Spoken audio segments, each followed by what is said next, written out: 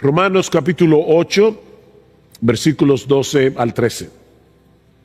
Así que, hermanos, somos deudores, no a la carne para vivir conforme a la carne, porque si vivís conforme a la carne, habréis de morir, mas si por el Espíritu hacéis morir las obras de la carne, viviréis. Todo cristiano verdadero anhela luchar eficazmente contra el pecado que todavía mora en nosotros, como hemos visto ya en el estudio de esta carta, sobre todo al considerar los capítulos 6 y 7 y lo que va del capítulo 8.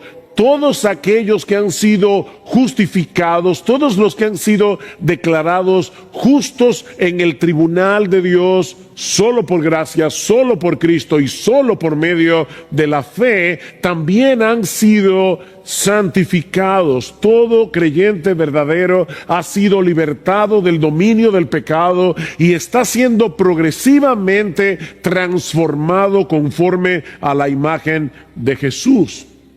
Pero lo cierto es que eso genera en nosotros un conflicto constante, porque quisiéramos batallar menos contra el pecado y tener más victoria. Quisiéramos batallar menos y quisiéramos tener más victoria en la lucha, sobre todo en días como estos, cuando podemos estar más vulnerables a ciertas tentaciones. Hay hermanos que han perdido sus trabajos. Tal vez están luchando con el temor, con la ansiedad, otros con el hastío de estar encerrados en casa y no tener la menor idea de cuándo terminará todo esto. Y me imagino a algunos en su casa pensando: pastor, lo que yo necesito en esta mañana es saber cómo luchar eficazmente esta guerra que se está librando en mi corazón. ¿Cómo yo puedo pelear apropiadamente, eficazmente? Mira, mi hermano, yo te entiendo porque es mi lucha también.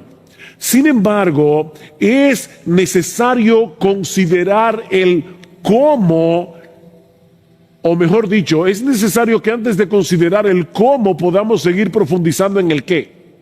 Y lo que quiero decir, en otras palabras, es que antes de saber cómo podemos luchar contra el pecado que todavía permanece en nosotros para seguir avanzando en santidad, es extremadamente importante que entendamos cada vez mejor nuestra nueva identidad en Cristo. Y eso es precisamente lo que hace Pablo en su carta a los romanos. Si tú lees con cuidado los primeros 11 capítulos de la carta, que por todos suman unos 315 versículos, te vas a dar cuenta que solo hay allí 6 imperativos, 6 exhortaciones en los primeros 11 capítulos de la carta. Es decir, 309 versículos dedicados a explicarnos el cómo, dedicados a explicarnos nuestra nueva identidad en Cristo. Y solo 6 versículos dándonos exhortaciones acerca de cómo debemos vivir nuestra nueva vida en Cristo. Pablo sabía que el árbol de la obediencia solo puede crecer apropiadamente en el terreno de la gracia de Dios en Cristo. Yo voy a repetir eso otra vez. El árbol de la obediencia solo puede crecer apropiadamente cuando está enraizado en el terreno de la gracia de Dios en Cristo. De lo contrario, corremos el peligro de caer en la trampa del legalismo en nuestro deseo genuino de querer crecer en santidad. Lo que Dios ha hecho por nosotros de pura gracia es lo que hace posible nuestro crecimiento en gracia. Su obrar viene primero, nuestro obrar viene después. Es por eso que a partir del capítulo 12 de la carta a los Romanos, luego de haber explicado el Evangelio con todo lujo de detalles, encontramos tantas exhortaciones a vivir a la altura de lo que somos como cristianos. Para que tengan una idea, Yo les acabo de decir que en los primeros 11 capítulos de la carta solo hay 6 exhortaciones. En el capítulo 2 ya hay 20 exhortaciones, 20 imperativos, y así en el resto de la carta. Mis hermanos, ¿qué nos está diciendo Pablo aquí? Que debemos conocer primero nuestra nueva identidad en Cristo para que luego podamos vivir en consecuencia. La semana pasada veíamos que todos los cristianos, óyeme bien, todos los cristianos, sin excepción, somos espirituales. No importa si tienen 5 meses en la fe o si tienen 20 años en la fe, todo verdadero cristiano es espiritual en el sentido de que todos hemos sido regenerados por el Espíritu Santo y en todos nosotros ahora mora, ahora habita el Espíritu Santo. Todos los cristianos son templo del Espíritu de Dios, de manera que tenemos nuevos recursos, tenemos nuevas motivaciones que antes no teníamos para obedecer a Dios y seguir creciendo en santidad. No por una motivación legalista, sino por una motivación evangélica. Y eso es precisamente lo que vamos a considerar en esta mañana al estudiar los versículos 12 y 13. Mi plan original era llegar hasta el versículo 17 en la mañana de hoy, pero a medida que avanzaba en la preparación de este mensaje, vino a ser evidente que iba a tener que concentrarme únicamente en estos 2 versículos, de los cuales aprendemos 2 cosas. Podemos derivar 2 enseñanzas. La primera es que los cristianos debemos ser coherentes con la obra que ya Dios hizo a nuestro favor en Cristo. Los cristianos debemos ser coherentes. Nota una vez más cómo comienza el versículo 12.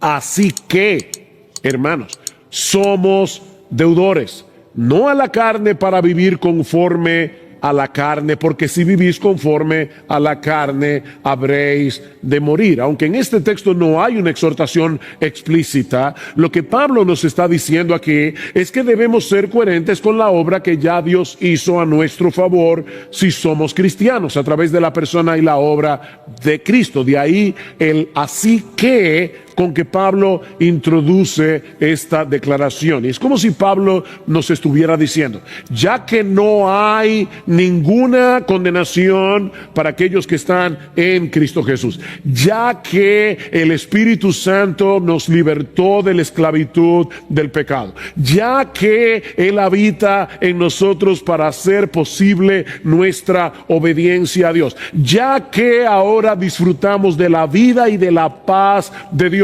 y ya que al final de los tiempos el Dios Trino resucitará nuestros cuerpos mortales para vivir eternamente en cuerpo y alma en la presencia de Dios, por todo eso ustedes no tienen deuda alguna con el pecado para vivir como antes vivían cuando estaban en la carne. Nuestra obligación no es con el espíritu, no es con la carne, es con el espíritu. Esa es básicamente la idea.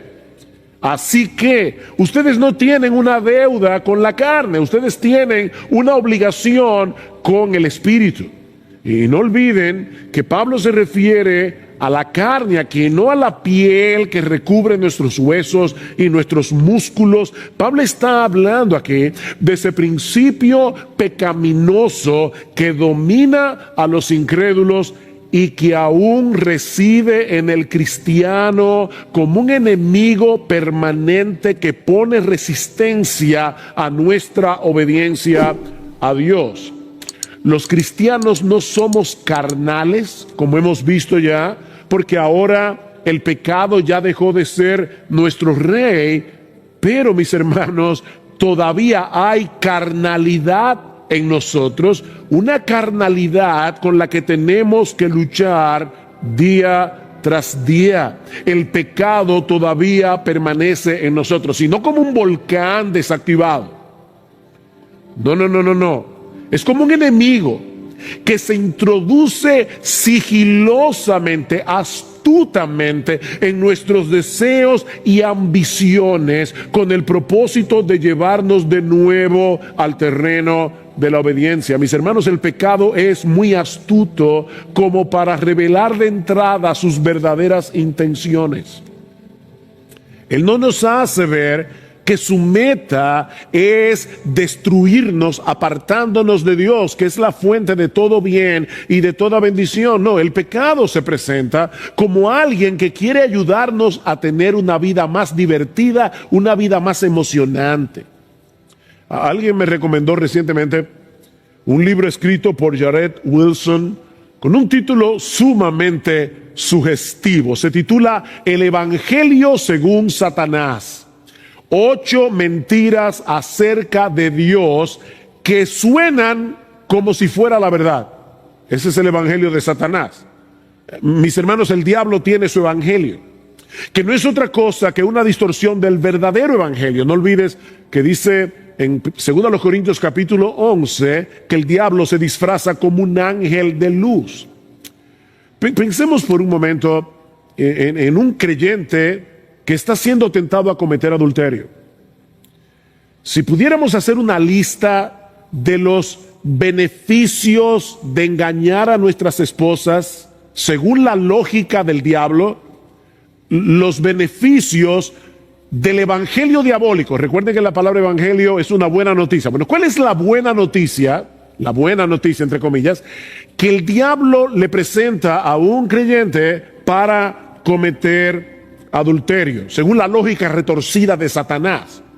Bueno, dice este autor, vivir la emoción de un nuevo romance, conseguir la satisfacción que mi esposa no está dispuesta a concederme o que ya no está interesada en darme, encontrar a alguien que me escuche y que de verdad me entienda, librarme del estrés y del aburrimiento, volver a sentirme atractivo y deseado, sentirme amado.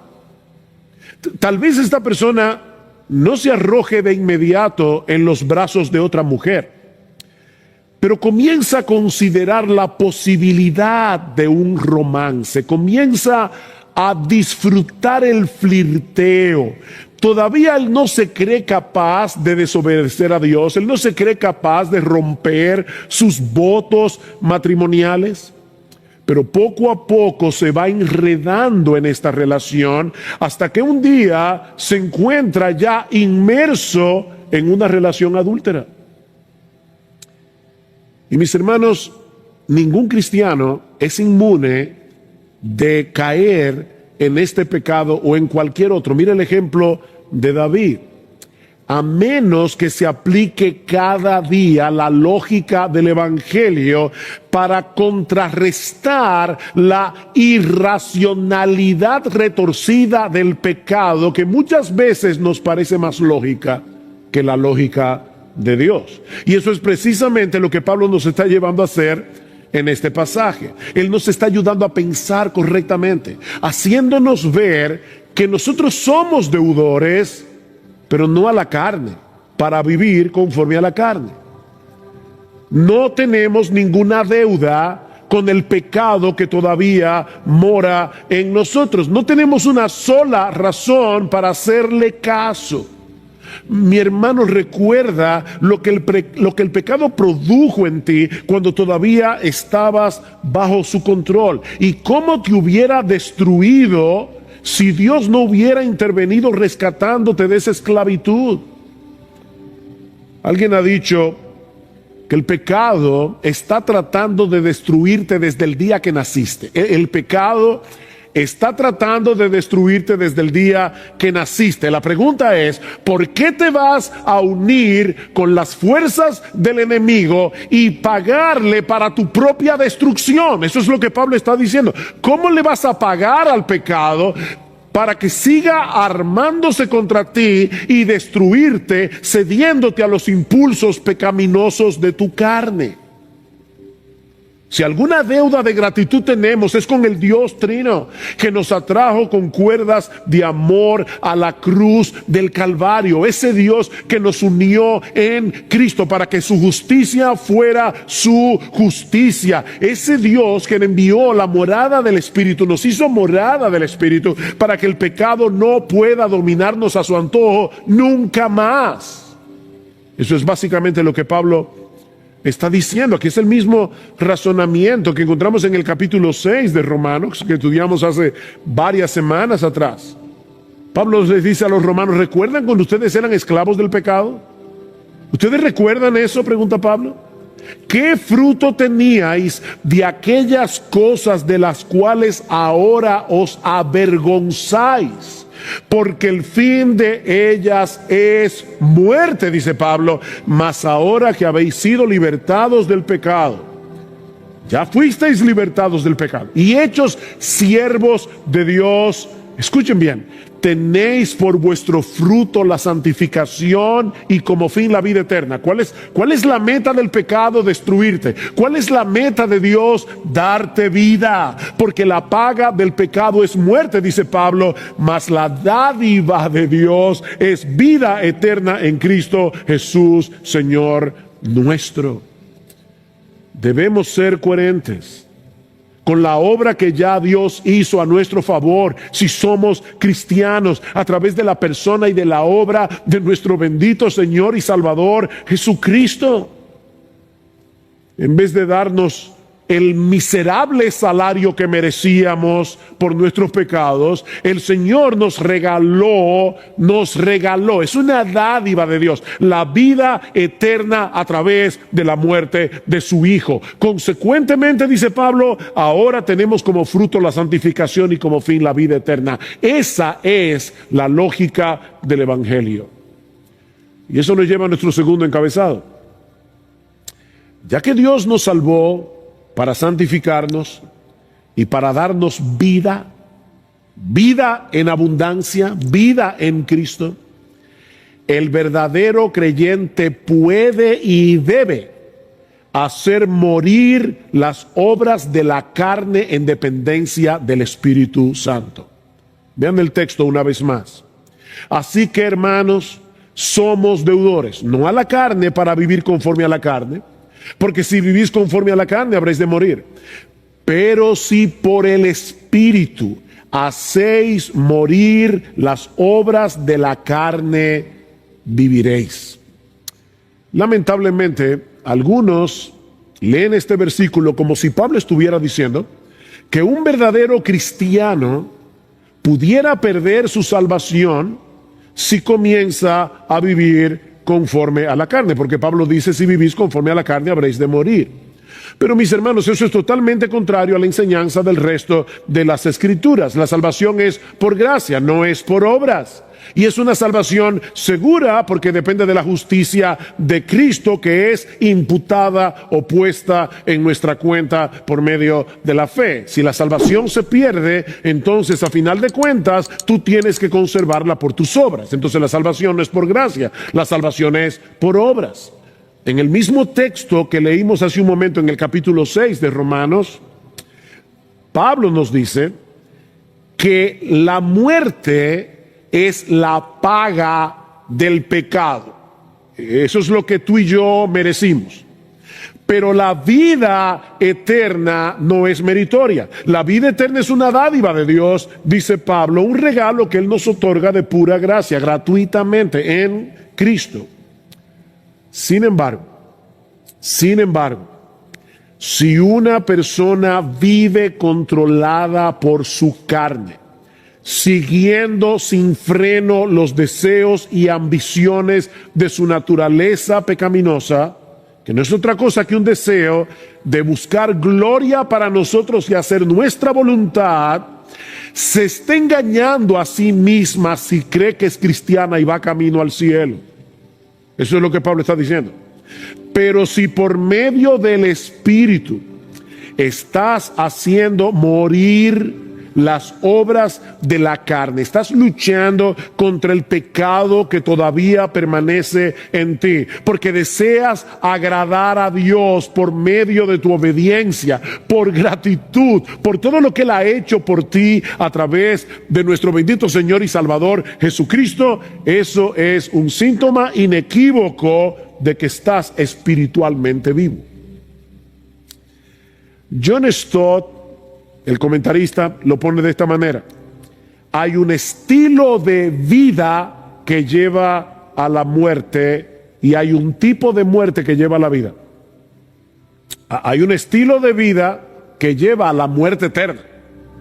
Y hay un tipo de muerte, mortificar, darle muerte al pecado, que lleva a la vida.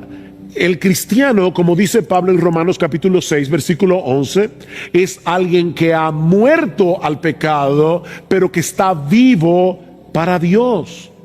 De manera que el cristiano se distingue del no cristiano en su práctica constante de darle muerte al pecado que todavía mora en él. Esto no es algo de un momento, es una lucha diaria que no terminará sino hasta el momento de la muerte. Como decía el puritano John Owen, vamos a librarnos de este cuerpo de muerte a través de la muerte del cuerpo.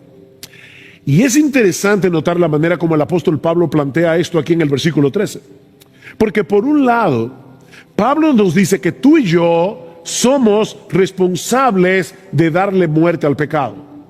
Esa es nuestra responsabilidad, darle muerte al pecado. Que no es otra cosa que repudiar el pecado, resistir al pecado con todas las fuerzas de nuestro ser desde el mismo momento en que percibimos su intención de seducirnos. Eso es algo que nadie hará por nosotros. Somos tú y yo los que debemos darle muerte al pecado. Noten que Pablo no dice, deja que el Espíritu le dé muerte al pecado. No, lo que él dice es darle muerte al pecado. Nosotros somos responsables de hacer eso. Tú y yo somos los verdugos que debemos llevar al pecado al pabellón de fusilamiento. Eso debemos hacerlo tú y yo. Escucha la advertencia de Jesús en Mateo capítulo 5. Si tu ojo derecho te es ocasión de caer, sácatelo. No espera que te lo saquen. Sácatelo y échalo de ti. Pues mejor te es que se pierda uno de tus miembros y no que todo tu cuerpo sea echado en el infierno. ¿Ven la conexión? Si vivís conforme al pecado, moriréis. Eso es exactamente lo que Jesús está diciendo aquí. Si tu mano derecha te es ocasión de caer, córtala y échala de ti. Y no es algo físico. Él está hablando de la resistencia al pecado. Pues mejor es que se pierda uno de tus miembros y no que todo tu cuerpo sea echado en el infierno. Pablo dice en Colosenses capítulo 3, versículo 5, después de haber dicho que nosotros hemos muerto y que nuestra vida está escondida con Cristo en Dios, dice, haced pues morir. ¿Quién? Tú y yo. Haced morir lo terrenal en vosotros, fornicación, impureza, pasiones desordenadas, malos deseos y avaricia, que es idolatría. Pablo va a decir más adelante en el capítulo 13 de Romanos, el texto que llevó a Agustín de Hipona a la conversión, que debemos vestirnos del Señor Jesucristo y no satisfacer los deseos de la carne. Mi hermano, mi hermana, todo lo que se opone a buscar la gloria de Dios, todo lo que se opone a obedecer los mandamientos de Dios son deseos de la carne y por lo tanto no deben ser satisfechos. Es exactamente lo mismo que dice el apóstol Pedro en su primera carta, primera de Pedro capítulo 2, versículo 11. Amados, yo os ruego como extranjeros y peregrinos que os abstengáis de los deseos carnales que batallan contra el alma. Eso es algo que debemos hacer tú y yo. Sin embargo, Pablo reconoce al mismo tiempo que eso es imposible de hacer para nosotros si no es en dependencia del Espíritu Santo. Tú y yo tenemos una responsabilidad que de antemano sabemos que no vamos a poder cumplir si no es en dependencia del Espíritu de Dios, porque si vivís conforme a la carne, moriréis, o habréis de morir. Pero si por el Espíritu hacéis morir las obras de la carne, viviréis. Es por la obra regeneradora y santificadora del Espíritu que fuimos libertados del poder del pecado. Y es por la obra del Espíritu en nosotros que podemos darle muerte. Otra vez cito aquí John Stott. Solo el Espíritu Santo puede proporcionar el deseo, la determinación y la disciplina necesaria para rechazar el pecado. Solo el Espíritu Santo puede darnos el deseo, la determinación y la disciplina para rechazar el pecado. Ahora bien, ¿cómo funciona esto en la práctica? En otras palabras, ¿cómo puede el creyente ser responsable en darle muerte al pecado, pero en el poder del Espíritu Santo? ¿Cómo funciona eso? Esa sinergia entre mi responsabilidad y el Espíritu, que aparecen en casi toda la Biblia. Ocupaos en vuestra salvación con temor y temblor, porque Dios es el que en vosotros produce así el querer como el hacer por su buena voluntad. ¿Quién es el que se ocupa en su salvación? Tú y yo. ¿Por qué podemos hacerlo? Porque Dios produce el querer como el hacer por su buena voluntad. Bueno, ¿cómo funciona esto?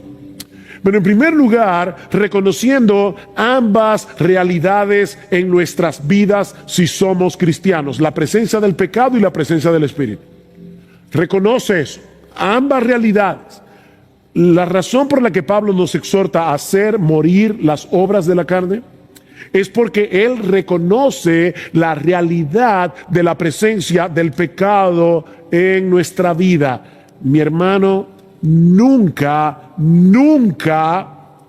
y perdona que lo repito otra vez, nunca llegará el momento en tu vida cristiana en que puedas bajar la guardia en esta guerra. Nunca vas a llegar a tal grado de madurez en tu vida cristiana que el pecado ya no va a ser un problema para ti.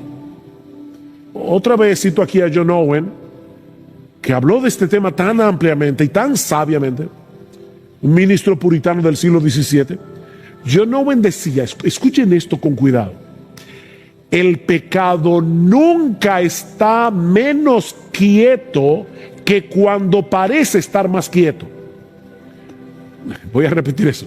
El pecado nunca está menos quieto que cuando parece estar más quieto, y sus aguas son más profundas cuando parecen más mansas.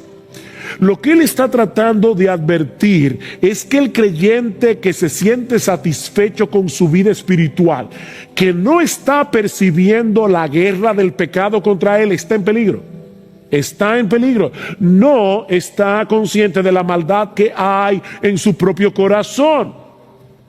Y va a terminar bajando la guardia tarde o temprano en su lucha contra el pecado. Así que, mi hermano, nunca olvides que el pecado continúa residiendo en ti. Pero tampoco olvides que el Espíritu Santo ha venido a ser morada en ti si eres cristiano. En el versículo 9 que estudiamos la semana pasada, Pablo dice claramente: si alguno no tiene el Espíritu de Cristo, el tal no es de él. Y en ese sentido estaba pensando que nosotros debemos darle gracias al Señor. Esto que voy a decir es muy profundo, yo espero que estén despiertos, pero debemos darle gracias al Señor de que los versículos 12 y 13 de Romanos 8 están después de los versículos 1 al 11. Es profundo, ¿verdad? Lo que quiero decir, mis hermanos, es que necesitamos ampararnos en las grandes verdades de los primeros 11 versículos de Romanos 8 antes de llegar a Romanos 12 y 13. De lo contrario, vamos a ser vencidos antes de comenzar a pelear esta guerra. Pero en segundo lugar, darle muerte al pecado en dependencia del Espíritu Santo significa llevarnos o llenarnos de la palabra que el Espíritu inspiró. Darle muerte al pecado por el Espíritu es llenarnos y ser guiados por la palabra que el Espíritu inspiró. Nota una vez más el versículo 5 que estudiamos la semana pasada. Pablo dice: porque los que viven conforme a la carne ponen la mente en las cosas de la carne, pero los que viven conforme al Espíritu, debemos suplir ahí, ponen la mente, fijan su mente en las cosas del Espíritu. La pregunta es, ¿y qué son esas cosas del Espíritu a las que Pablo se refiere aquí? Bueno, por el contexto y por otros pasajes de las Escrituras, Pablo está hablando de la obra de salvación que él está describiendo en este mismo capítulo. En ese sentido, Pablo usa esa misma expresión en el capítulo 2 de 1 Corintios, hablando del plan de salvación que se revela en el Evangelio. Y yo lamento que muchos entienden este texto como si Pablo estuviera hablando del cielo. No, yo creo que Pablo está hablando de la revelación de Dios.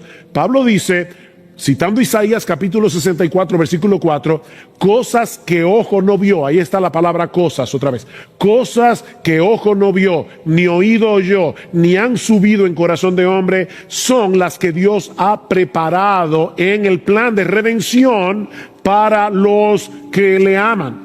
Pero Dios nos las reveló a nosotros por su Espíritu. Aquí está la revelación, porque el Espíritu todo lo escudriña aún lo profundo de Dios. Y más adelante, en el versículo 14, y aquí sí claramente hablando de la revelación de Dios, Pablo dice que el hombre natural, escuchen esta frase, no percibe las cosas que son del Espíritu. ¿Ven ahí la frase? Ponen la mente en las cosas del Espíritu. Bueno, Pablo dice, el hombre natural no percibe las cosas que son del Espíritu, porque para él son locura y no las puede entender porque se han de discernir espiritualmente. Bueno, cuando Pablo dice, pon tu mente en las cosas del Espíritu, lo que Pablo nos está diciendo es, recuerda constantemente lo que Dios te ha revelado en su palabra acerca de la salvación en Cristo. Recuerda constantemente las bendiciones que Él te ha dado de pura gracia para que puedas matar ese pecado que procura impedirte disfrutar de esas bendiciones. ¿Ves el punto? Perdón. ¿Tú recuerdas la armadura del creyente que Pablo describe en Efesios capítulo 6? Hay una sola pieza en toda esa armadura que es ofensiva. ¿Cuál es? La espada. Dice Pablo, sobre todas las cosas tomad el yelmo de la salvación, protégete la cabeza con el yelmo de la salvación y toma la espada del Espíritu, que es la palabra de Dios. Esa es la única parte ofensiva de la armadura que precisamente se usa para matar. ¿Para matar el qué? Tu pecado, para matar tu pecado. De manera que si tú quieres matar el pecado que mora en ti en dependencia del Espíritu Santo, debes usar la espada del Espíritu, que es la palabra de Dios. ¿Sabes por qué? Porque solo la palabra puede penetrar en los rincones más oscuros de nuestras almas para desenmascarar el pecado que se esconde detrás de nuestras ambiciones, detrás de nuestros deseos, detrás de nuestras aspiraciones. Sin el espejo de la palabra de Dios, sin la luz de la palabra de Dios, no vas a poder meterte en los escondrijos de tu alma y el pecado seguirá oculto. ¿Cómo vas a poder matar un enemigo que no ves? Dice el autor de la carta a los Hebreos que la palabra de Dios es viva y eficaz. ¿Y qué hace la palabra? Es más cortante que toda espada de dos filos y penetra hasta partir el alma y el espíritu, las coyunturas y los tuétanos. Y ahora escucha esta frase: y discierne los pensamientos y las intenciones del corazón. Nosotros tenemos una terrible tendencia a engañarnos a nosotros mismos, pero la palabra de Dios descubre, pone al descubierto las intenciones del corazón. Solo la Biblia puede hacer eso. Así que debes dejar que esa palabra viva te escudriñe. Debes dejar que esa palabra viva revele tu pecado. Pero al mismo tiempo, debes apropiarte por la fe de esa palabra inspirada por el Espíritu para poder vencer al pecado en dependencia del Espíritu. Mira, mi hermano, no trates de matar la carne en la carne. Déjame repetir eso de nuevo. No cometas el error, y se puede hacer eso, tratar de matar la carne en la carne. Alguien lo puso de esta manera. No trates de luchar con el pecado predicándote mini sermones de la ley, que es lo que hacen muchos creyentes. Si hago esto, Dios me va a castigar. Es un mini sermón de la ley. O al final voy a sentirme avergonzado. O eso va contra mis principios cristianos. O no voy a soportarme después verme al espejo. Mini sermones de la ley. Mis hermanos, ese era el problema de los Gálatas. El problema de los Gálatas, que estaban haciendo caso, estaban haciendo oído a falsos maestros que querían hacerles creer que ahora debían depender de la ley para crecer en santidad. Y escuchen cómo Pablo los amonesta. Oh Gálatas insensatos. Y como citaba hace mucho en un sermón anterior de una paráfrasis de alguien que decía: oh mis queridos imbéciles de Galacia. Básicamente lo que Pablo está diciendo. ¿Quién nos fascinó? Y la palabra ahí es embrujar. ¿Quién nos embrujó para no obedecer a la verdad? A vosotros, ante cuyos ojos Jesucristo ya fue presentado claramente entre vosotros como crucificado. ¿Ven el Evangelio? ¿Ven el Evangelio otra vez? Que nos fue revelado por medio de los apóstoles en la Biblia. Esto solo quiero saber de vosotros. ¿Recibisteis el Espíritu por las obras de la ley o por el oír con fe? Tan necios sois que, habiendo comenzado por el Espíritu, ahora vais a acabar por la carne. ¿Y qué significa eso? Bueno, acabar por la carne en este contexto es volver a depender de la ley para ser santificado. Todo aquel que pretende alcanzar el favor de Dios a través de su propio esfuerzo por obedecer la ley se está conduciendo según la carne. Eso es lo que Pablo está diciendo aquí. Y ahora escuchen el versículo 5. ¿Tantas cosas habéis padecido en vano, si es que realmente fue en vano?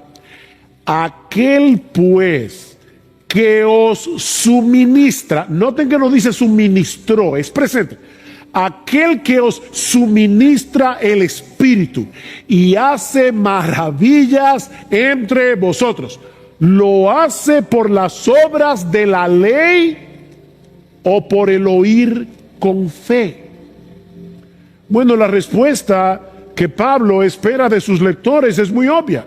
Dios nos suministra el Espíritu, Dios hace maravillas entre nosotros, no por las obras de la ley, sino por el oír con fe.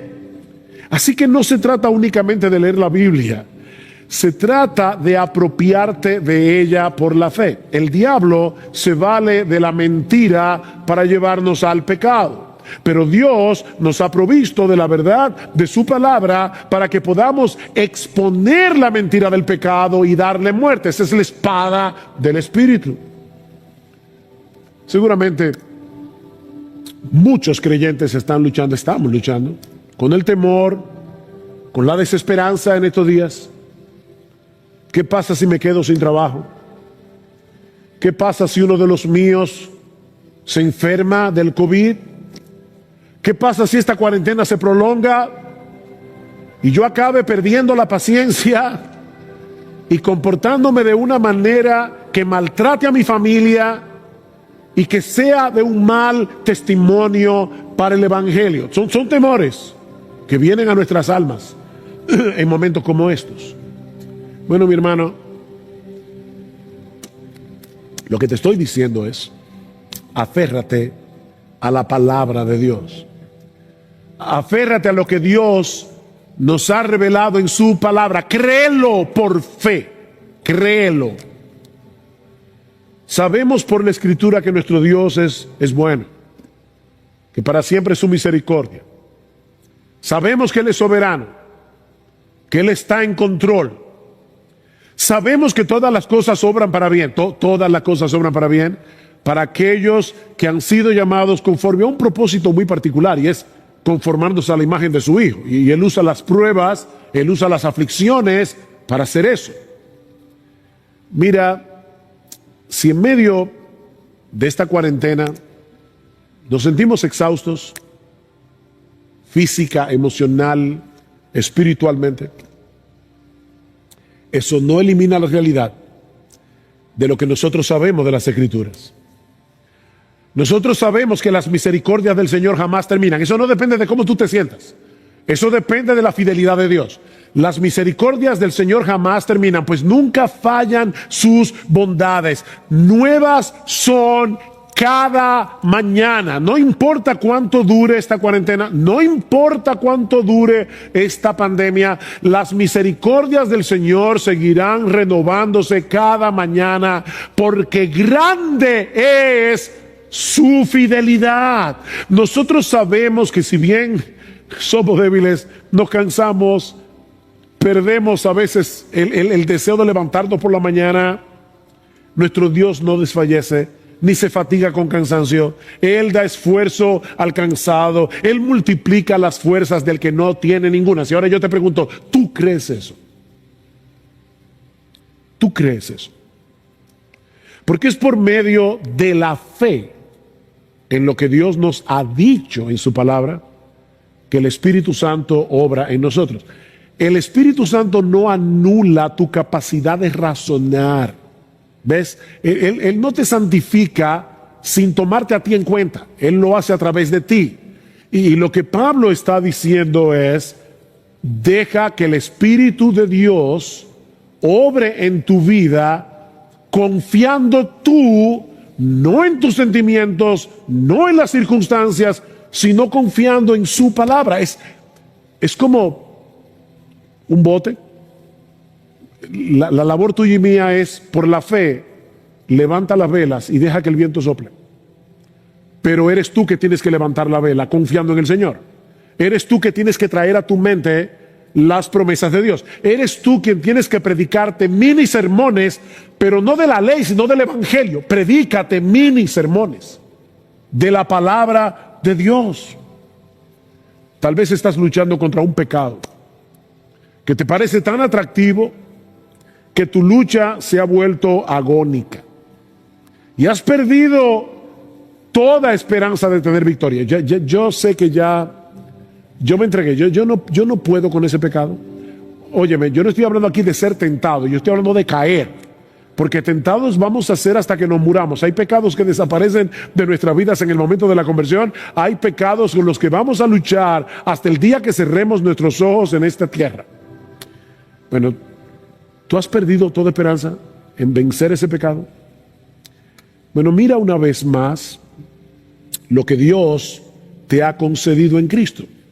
Alimenta tu corazón de gratitud al ver en su palabra lo que Él ha hecho, hace y hará a favor de su pueblo gratuitamente por gracia. Y sobre todas las cosas vuelve a mirar en su palabra la gloria y hermosura, el valor supremo de nuestro gran Dios y Salvador Jesucristo, porque es contemplando el brillo de su gloria que somos transformados de gloria en gloria en la misma imagen, como por el Espíritu del Señor. El Espíritu nos transforma, nos ayuda a lidiar con el pecado, que nos hace muy diferentes a Jesús a través de su palabra.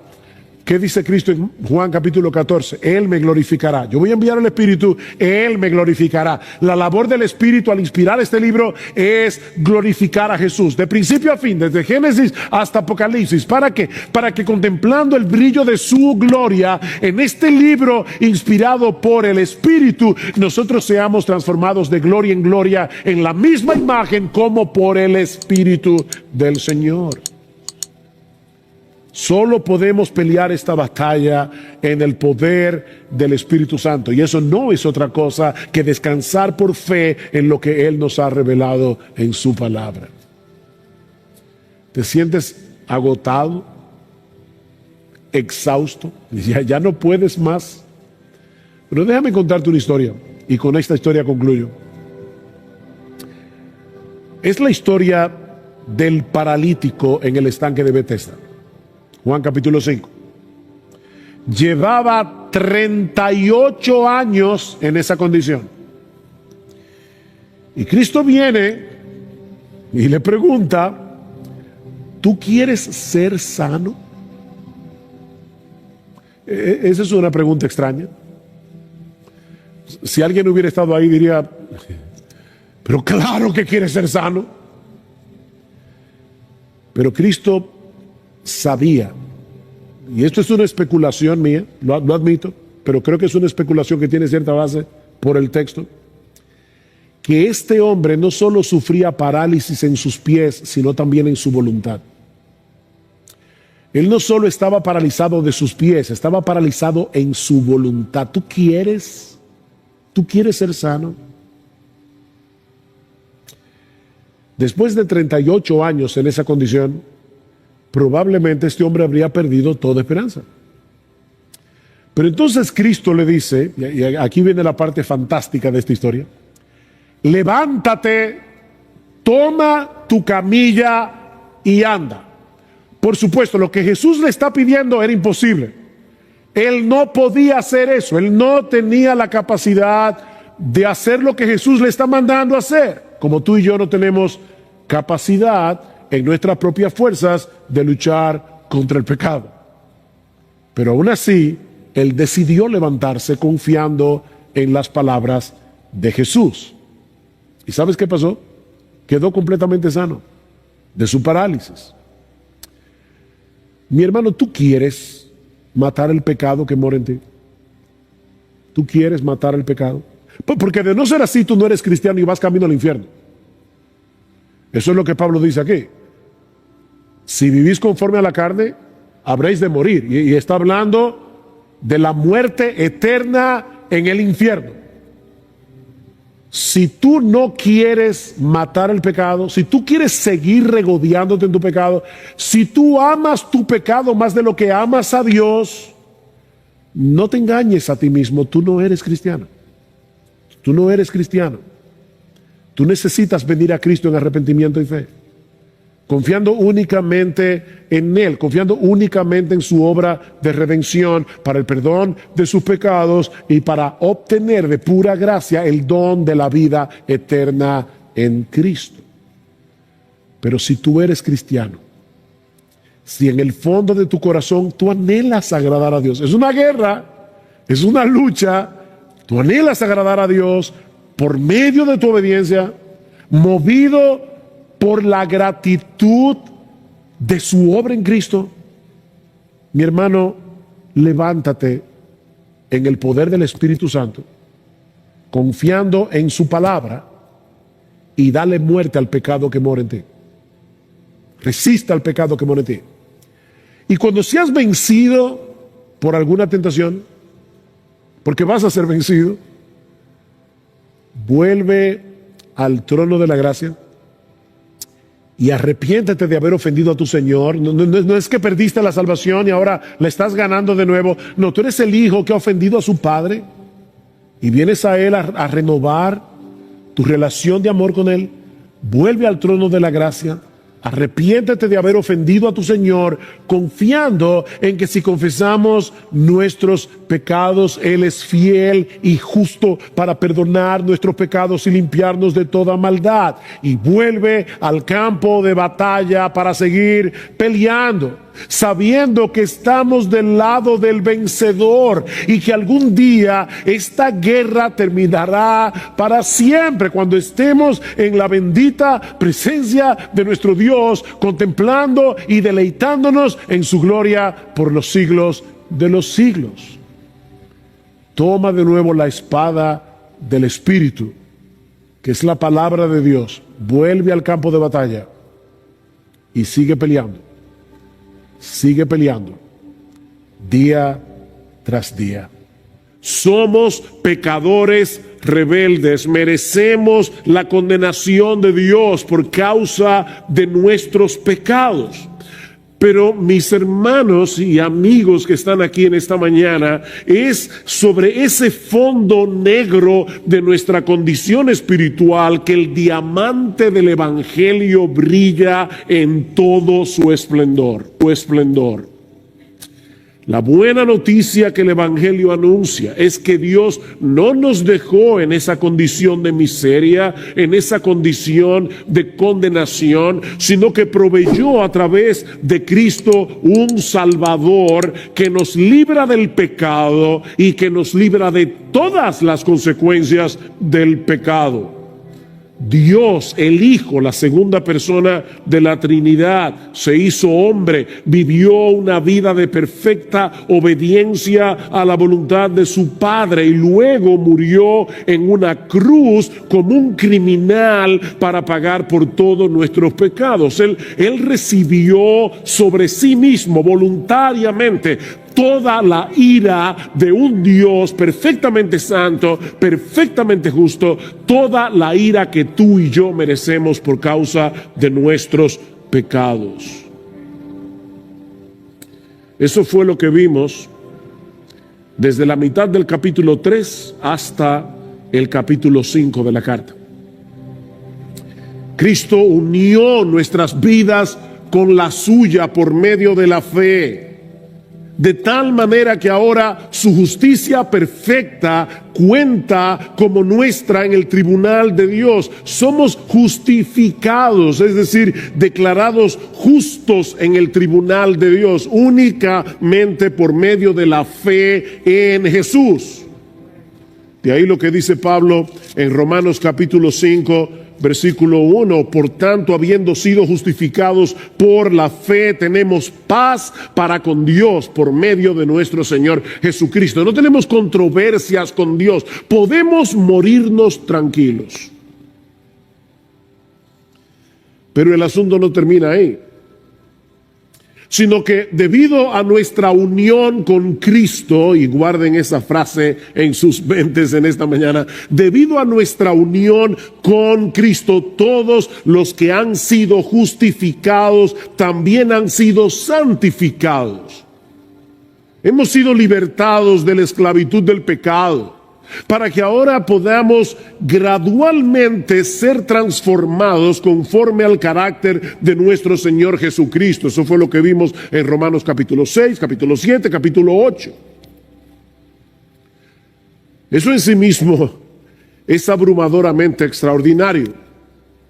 Pero resulta mucho más sorprendente si consideramos el hecho de que la única razón, óyeme mi hermano, la única razón por la que ahora disfrutamos de todas esas bendiciones que fluyen de nuestra unión con Cristo es porque Dios de pura gracia decidió amarnos desde antes de la fundación del mundo, como vimos a partir del capítulo 9. Dios tuvo misericordia de nosotros porque Él decidió tener misericordia de nosotros. No había nada, ni en ti ni en mí, que nos hiciera atractivos a los ojos de Dios. Romanos 9:16, Romanos 9:18, Dios tuvo misericordia porque Dios tuvo misericordia. Porque Él decidió amarnos. Es por eso que Pablo concluye esta sección de la carta reaccionando en adoración al contemplar ese despliegue de la sabiduría de Dios. ¿Cómo solo Dios puede concebir un plan de salvación a través del cual Él perdona a pecadores culpables y aún así mantiene intacta su justicia. Y eso es lo que lleva a Pablo a decir en el capítulo 11, versículo 33, oh profundidad de las riquezas y de la sabiduría y del conocimiento de Dios, cuán insondables son sus juicios, inescrutables sus caminos, pues ¿quién ha conocido la mente del Señor? ¿O quién llegó a ser su consejero? ¿O quién le ha dado a él primero para que se le tenga que recompensar? Porque de él y por él y para él son todas las cosas. A él sea la gloria por siempre. Amén. Y lo que vamos a ver ahora, a partir del capítulo 12 y hasta el final de la epístola, son las aplicaciones que se derivan de todo lo que Dios ha hecho a nuestro favor. Solo por gracia, solo por Cristo, solo por medio de la fe. Y hay al menos dos enseñanzas que podemos extraer de estos dos versículos de Romanos 12 con el que Pablo introduce esta última sección de la carta. La primera es que la vida cristiana práctica, porque recuerden, ahora vamos a ver las aplicaciones. La vida cristiana práctica se construye sobre el Evangelio. O si quieren ponerlo en las palabras de Pablo, la vida cristiana se construye sobre las misericordias de Dios. Sobre las misericordias de Dios.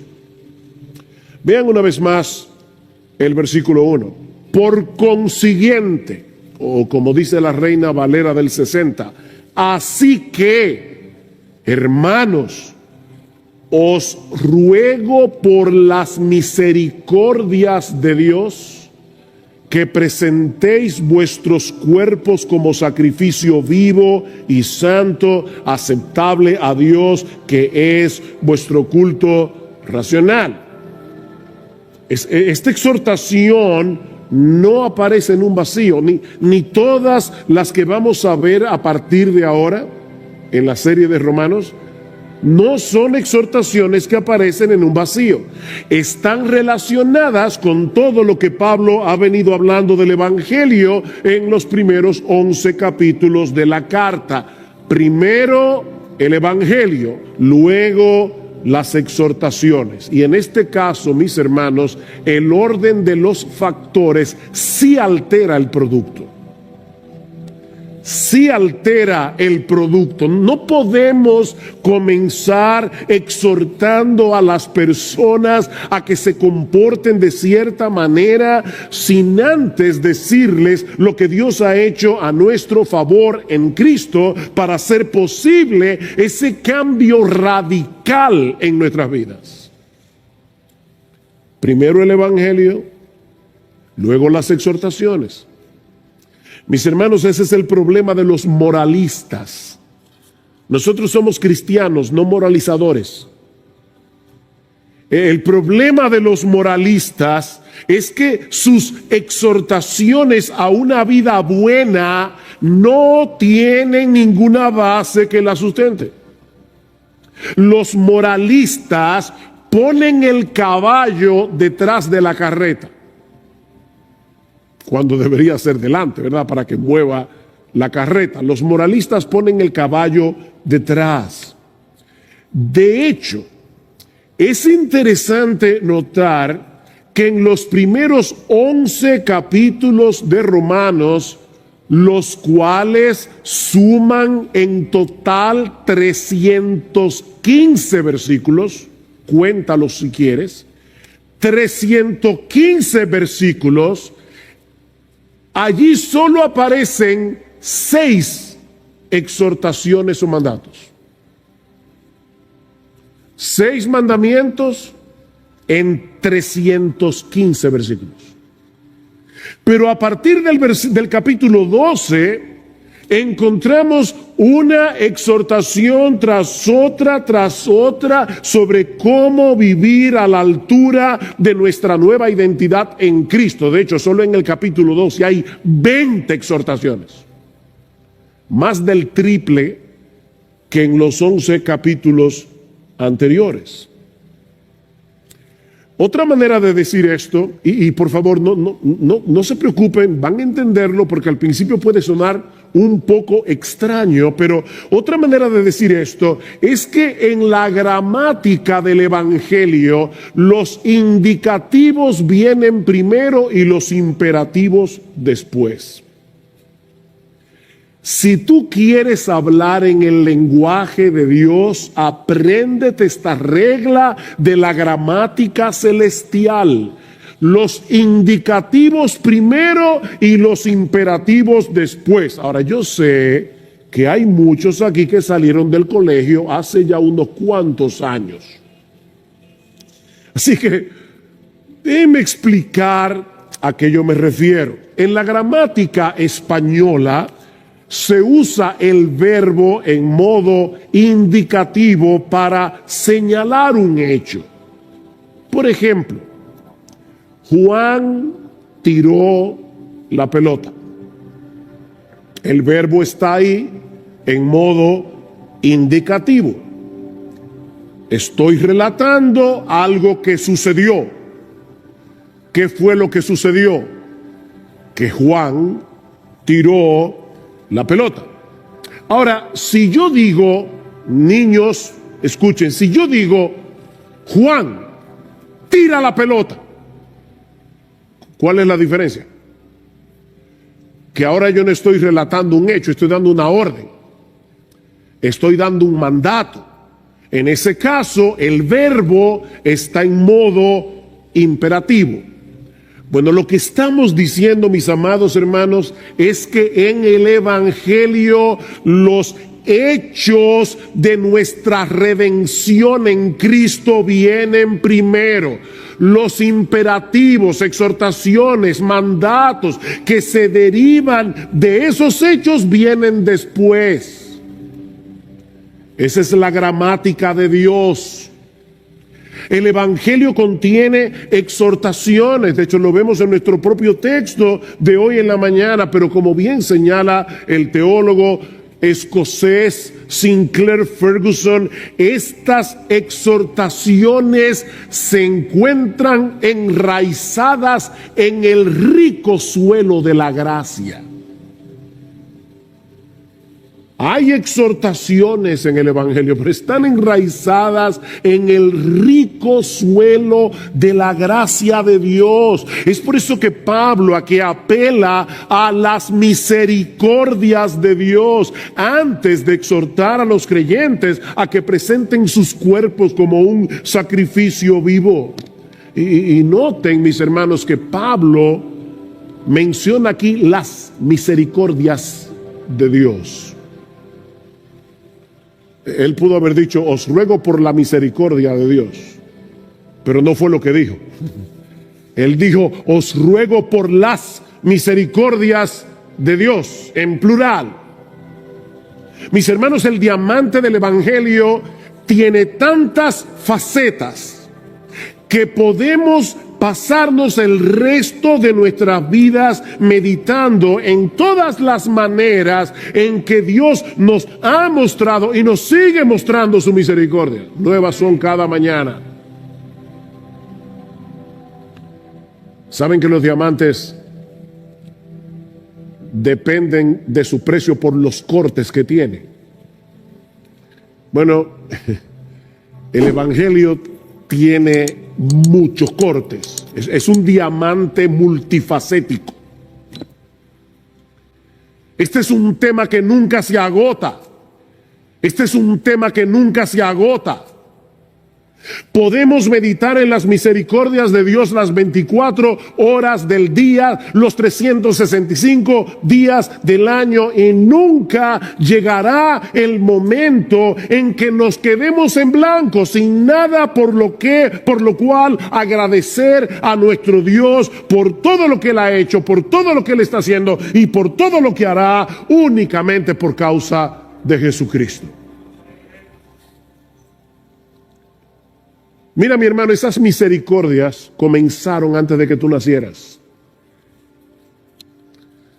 Esas misericordias comenzaron en la eternidad, cuando Dios nos escogió para amarnos en Cristo de pura gracia desde antes de la fundación del mundo.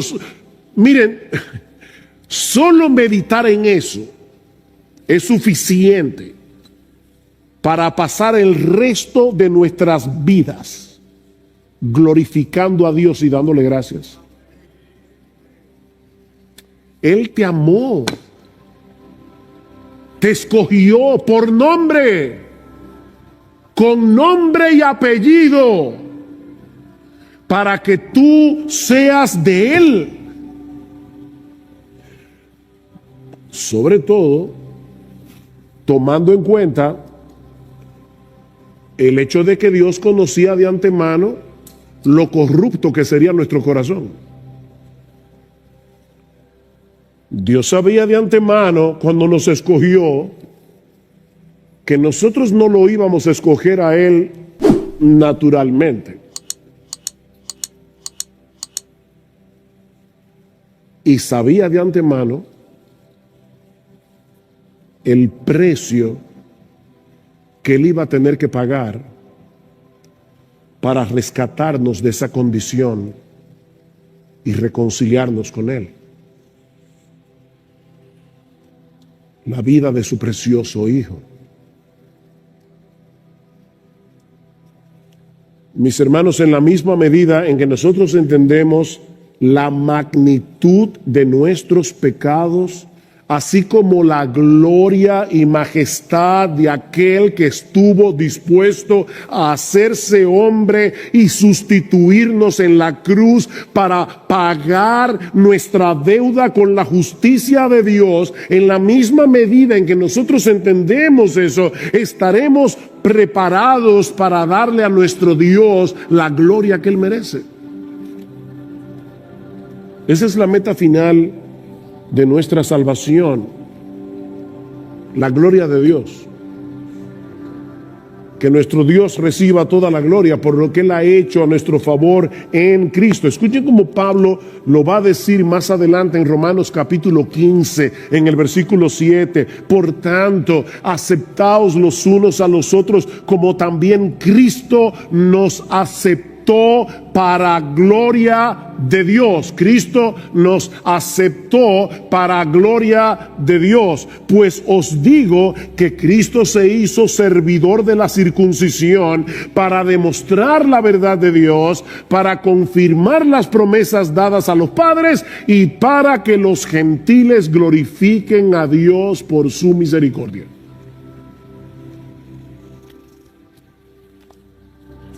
Cristo se hizo hombre para todo eso, para que ahora podamos vivir el resto de nuestras vidas glorificando a Dios por su misericordia. Lo que nos lleva de la mano a la segunda parte de nuestro texto. Ya vimos que la vida cristiana se construye sobre el Evangelio, es sobre las misericordias de Dios, sobre lo que ya Dios hizo a nuestro favor. Cualquier cosa que nosotros hagamos de ahora en adelante no es para ganarnos el favor de Dios, es porque ya fuimos favorecidos por Él. Recuerden la gramática, primero los indicativos, luego los imperativos. Bueno, ahora vienen los imperativos. Y lo que aprendemos de esta segunda parte de nuestro texto es que la vida cristiana práctica se resume en dos deberes fundamentales que descansan en las misericordias de Dios. Y el primero es que presentemos nuestros cuerpos en sacrificio vivo. Vean el versículo 1. Romanos 12:1. Por consiguiente, hermanos, os ruego por las misericordias de Dios que presentéis vuestros cuerpos como sacrificio. Deténganse allí por un momento. Cuando los judíos del primer siglo, y también en cierto modo los paganos, escuchaban la palabra sacrificio, muy probablemente pensaban en tres cosas: un templo, un sacerdote y un animal. Un templo, un sacerdote y un animal. Estos tres elementos eran fundamentales para la adoración a Dios en el antiguo pacto. Un israelita creyente en el antiguo pacto no podía concebir la adoración a Dios sin un templo, un sacerdote y un animal. Pero cuando llegamos al Nuevo Testamento descubrimos algo sorprendente. Y es el hecho de que estos tres elementos del antiguo pacto, el templo, el sacerdote y el sacrificio, señalaban hacia nuestro Señor Jesucristo. Hacia nuestro Señor Jesucristo. Él es el templo final de Dios. Ustedes recuerdan en Juan capítulo 2 cuando Cristo le dice a los judíos: destruid este templo y en 3 días yo lo levantaré. Y ellos decían: ¿cómo es posible que este templo, el que Herodes estaba reconstruyendo, ha durado 40 años en su reconstrucción y tú lo vas a levantar en 3 días? Pero dice Juan 2:21, pero él hablaba del templo de su cuerpo. Jesucristo es el templo final de Dios. Por eso es que ya no adoramos ni en Jerusalén, ni aquí, ni allí. Estamos en Cristo, en el templo, todo el tiempo.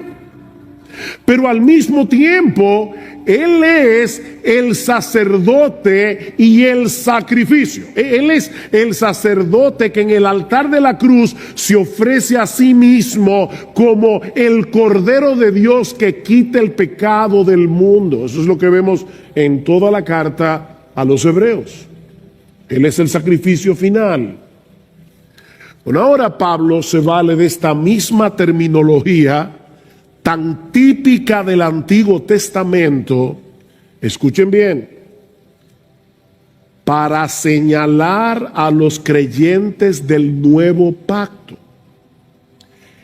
que debido a nuestra unión con Cristo, ahora somos el templo de Dios, una nación de sacerdotes y somos el sacrificio. Recuerden, Cristo es el templo, el sacerdote y el sacrificio. Y nosotros estamos en Él. Así que por causa de nuestra unión con Cristo, nosotros somos el templo, nosotros somos los sacerdotes y nosotros somos el sacrificio. Vean lo que dice en Primera de Pedro capítulo 2 versículo 4 al 5. Y ese texto es importante porque usa palabras muy similares a las de Romanos 12:1. Dice Pedro: viniendo a Él como una piedra viva, desechada por los hombres, pero escogida y preciosa delante de Dios, también vosotros como piedras vivas sed edificados como casa espiritual, el templo, para un sacerdocio santo, para ofrecer sacrificios espirituales aceptables a Dios por medio de Jesucristo. ¿Ven? Somos el templo, los sacerdotes y el sacrificio. Solo que ahora ese sacrificio no tiene nada que ver con el perdón de los pecados, sino con nuestra consagración, con nuestra entrega total a Dios por lo que Él ya hizo en Cristo para perdonar nuestros pecados. Nosotros no hacemos sacrificios para el perdón de los pecados. Eso lo hizo Jesús. Por eso es que Pedro dice que nuestros sacrificios espirituales son aceptables a Dios por medio de Jesucristo.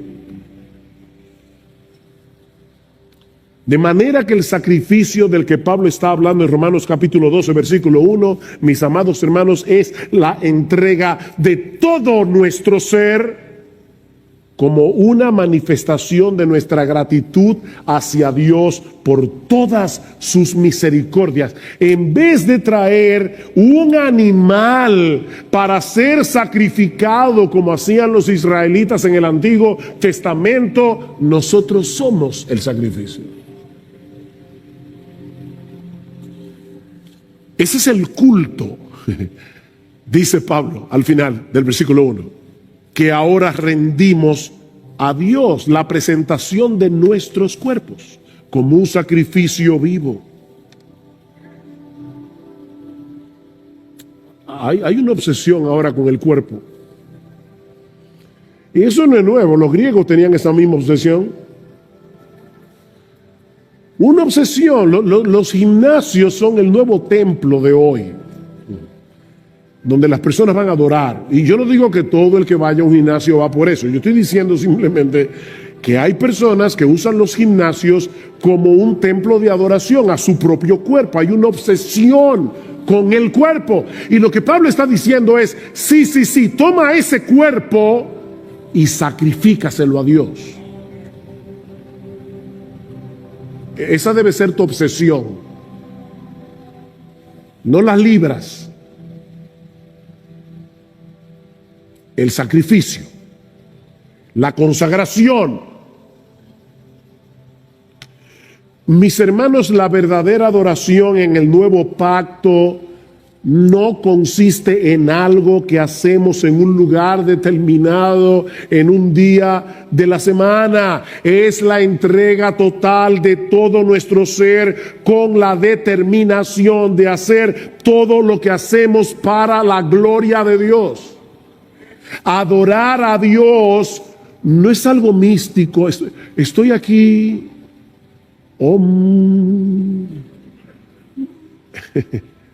No, esto es algo bien concreto.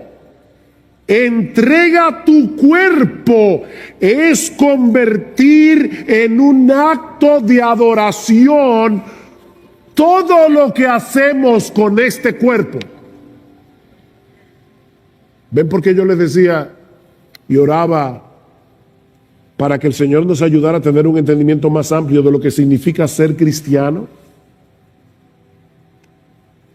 Mis hermanos, esa es la misma enseñanza que vimos hace meses atrás cuando estudiamos Romanos capítulo 6. Vayan conmigo una vez más a Romanos capítulo 6, versículo 11. Así también vosotros consideraos muertos al pecado, pero vivos para Dios en Cristo Jesús. Esa es la enseñanza, la exhortación. Por tanto, no reine el pecado en vuestro cuerpo mortal, para que no obedezcáis sus lujurias, ni presentéis los miembros de vuestro cuerpo al pecado como instrumentos de iniquidad, sino, aquí está la exhortación de Romanos 12, presentaos vosotros mismos a Dios como vivos de entre los muertos y vuestros miembros a Dios como instrumentos de justicia.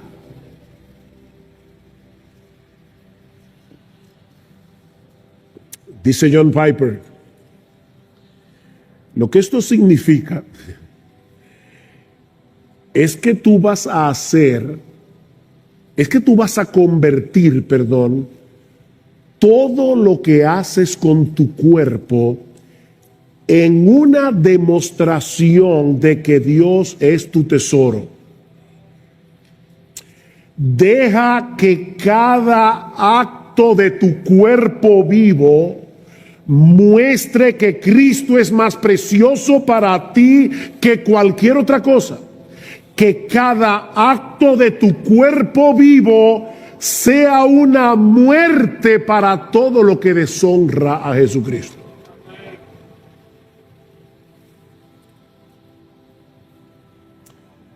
La razón por la que Pablo nos exhorta a presentar nuestros cuerpos, los evangélicos hablamos mucho de entregar el alma.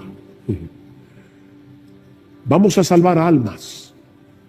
No, vamos a salvar gente que tienen cuerpo y tienen alma.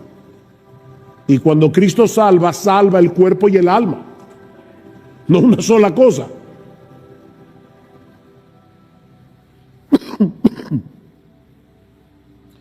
La razón por la que Pablo nos exhorta a presentar nuestros cuerpos en sacrificio es por el hecho de que es a través de nuestros cuerpos que nosotros hacemos lo que hacemos. Hay hermanos que dicen, yo no estaba en la iglesia hoy, pero estaba en espíritu. Mira, olvídate de eso. Nosotros no somos espiritistas, no vengas en espíritu. Tú tienes que venir con tu cuerpo, con tus pies, con tu cuerpo, con tu mente, con tu cabeza, para alabar a Dios con tus labios, para escuchar la palabra con reverencia con tus oídos. Es tu cuerpo. Es con nuestros cuerpos que nosotros pecamos. Y es con nuestros cuerpos que servimos a Dios.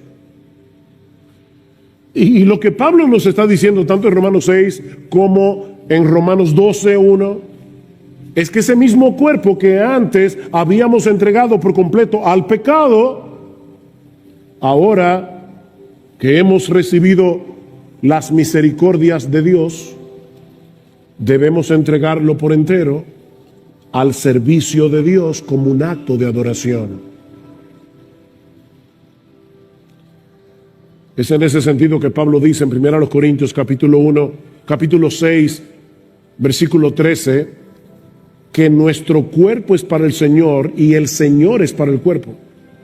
Nuestro cuerpo es para el Señor y este cuerpo ahora es templo del Señor.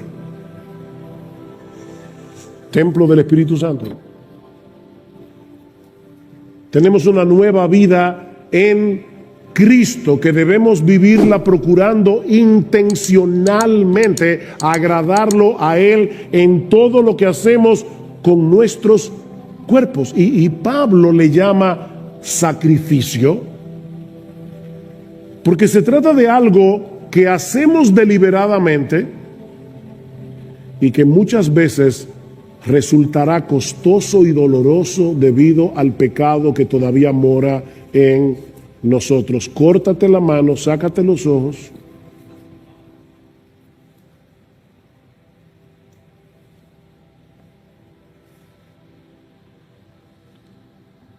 Y miren, mis hermanos, contrario a lo que mucha gente piensa, esta no es una entrega que se hace una sola vez. Ciertamente, todos nosotros nos entregamos a Dios en el momento de nuestra conversión. Pero constantemente debemos recordar que nuestros cuerpos no nos pertenecen. Por eso es que el Señor nos dice en Lucas, niégate a ti mismo, toma tu cruz cada día y sígueme. ¿Por qué cada día? O porque todos los días yo trato de bajar mi cuerpo de esa cruz. Constantemente debemos recordar que este cuerpo es el instrumento con el que ahora adoramos a Dios, procurando su gloria en todo lo que hacemos, ya sea que estemos aquí congregados como iglesia o en nuestros lugares de trabajo o compartiendo con nuestra familia en casa o en nuestro tiempo de ocio. Debemos actuar como lo que somos. ¿Y qué es lo que somos? Adoradores del único Dios vivo y verdadero.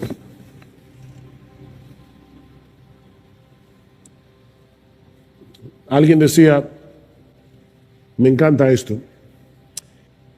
Me encanta esto. Adorar es vivir tu vida de tal manera que por lo que dices, lo que piensas, lo que sientes, lo que haces con tus brazos, con tus labios, con tus ojos, con tus piernas, con tus manos, todo demuestra que Él es más valioso que cualquier otra cosa. Eso es adorar.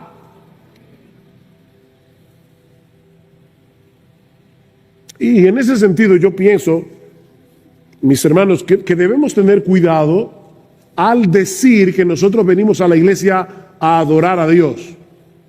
Ahora, no me malentiendan. Nosotros venimos a la iglesia a adorar a Dios.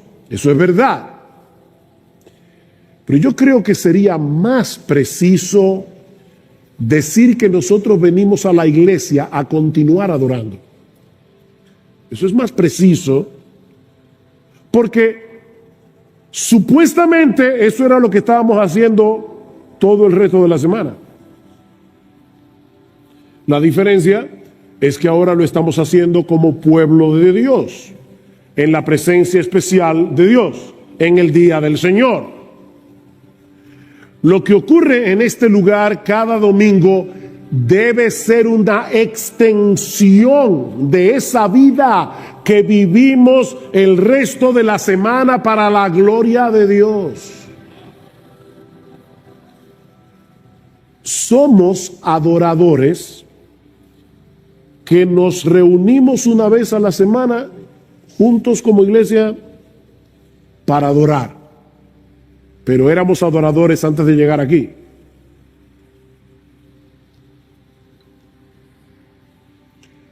Y esa es una idea que se repite una y otra vez en el Nuevo Testamento. Por solo citar algunos textos en Filipenses capítulo 3. ¿Recuerdan que leyó Marcos? Nosotros somos la verdadera circuncisión, los que en espíritu adoramos a Dios y nos gloriamos en Cristo Jesús. ¿Cuándo es eso? Cuando estamos aquí en la iglesia, los 7 días de la semana.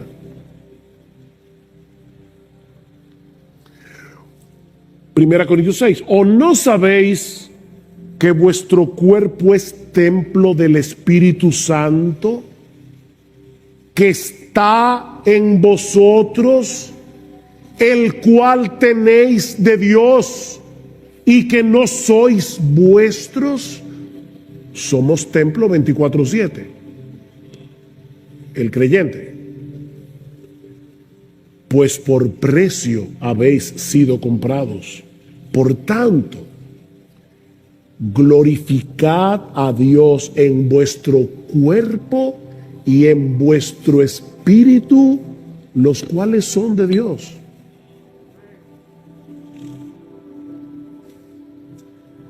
Sí, pastor, por eso es que yo hago mi devocional todos los días. Nadie ha mencionado aquí la palabra devocional. 1 Corintios 10:31. Si pues coméis o bebéis o hacéis otra cosa, hacedlo todo para la gloria de Dios. Todo. Amén. Mira, mi hermano, déjame decir esto con dulzura, un corazón pastoral. De nada sirve venir a la iglesia y cantar himnos con toda emoción y cerrar los ojos y levantar las manos. Y ustedes saben que yo ni estoy en contra de cantar con emoción, todo lo contrario, ni de cerrar los ojos, yo lo hago todo el tiempo, o levantar las manos. Pero mira, mi hermano, mi hermana, de nada sirve hacer todo eso para luego vivir el resto de la semana haciendo tu voluntad y buscando tu propia gloria.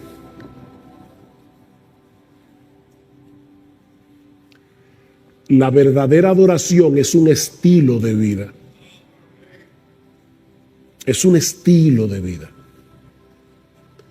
Ya que Dios nos compró para Él, debemos presentar nuestros cuerpos como sacrificio vivo y santo. Es decir, lo contrario a lo que hacíamos cuando éramos inconversos, que usábamos los miembros de nuestros cuerpos para pecar contra Dios, para vivir de espaldas a Dios. Ese sacrificio, dice Pablo, es aceptable a Dios. Y eso parece que está de más. Pero Pablo quiere enfatizar el hecho de que nuestra meta en la vida ha sido reorientada. ¿Oíste eso? Nuestra meta en la vida, en el momento de la conversión, fue reorientada radicalmente. En vez de procurar agradar a los demás, en vez de procurar agradarte a ti mismo, nuestra meta es agradar a Dios. Y todo lo que hagáis, sea de palabra o de hecho, hacedlo todo en el nombre del Señor Jesús, dando gracias a Dios Padre por medio de Él. Si lo que vas a hacer, tú no puedes hacerlo en el nombre de Jesús, ni dándole gracias a Dios por eso que tú vas a hacer, no lo hagas. No lo hagas.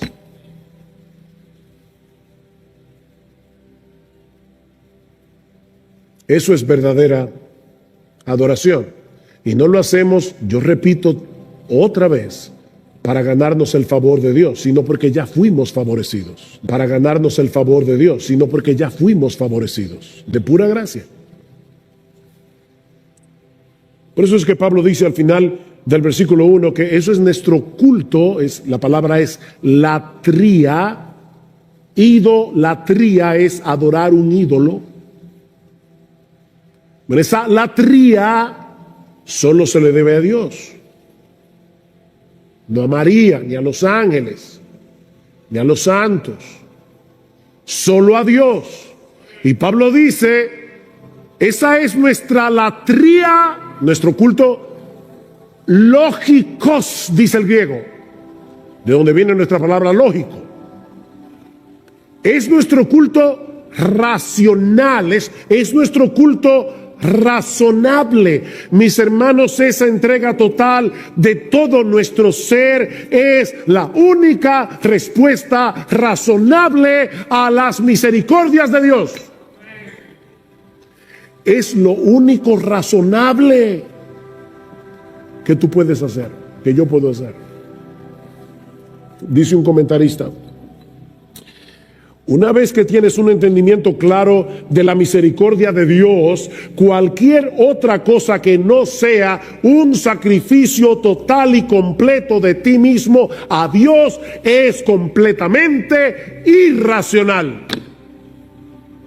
Si pones este texto al revés, todo lo que no sea una entrega a Dios total es irracional. Lo que nos lleva al segundo deber. Recuerden que hemos dicho, nuestro mensaje tiene 2 puntos, no quiero que te pierdas en la estructura. Primer punto, la vida cristiana se construye sobre el Evangelio. En segundo punto, la vida cristiana práctica se resume en 2 deberes fundamentales. ¿Cuáles son esos 2 deberes fundamentales? Primero, entrega todo tu cuerpo como sacrificio, pero no vas a poder hacer eso sin hacer lo segundo.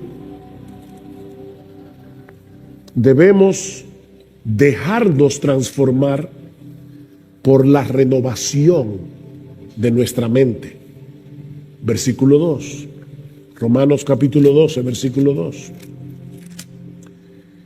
Y no os adaptéis a este mundo, sino transformaos mediante la renovación de vuestra mente, para que verifiquéis cuál es la voluntad de Dios, lo que es bueno, aceptable y perfecto. Aquí tenemos un mandamiento negativo, un mandamiento positivo. El mandamiento negativo: no nos adaptemos a este mundo. Hay una paráfrasis del Nuevo Testamento que lo pone de esta manera: no permitan que el mundo que los rodea los comprima para adaptarlos a su propio molde.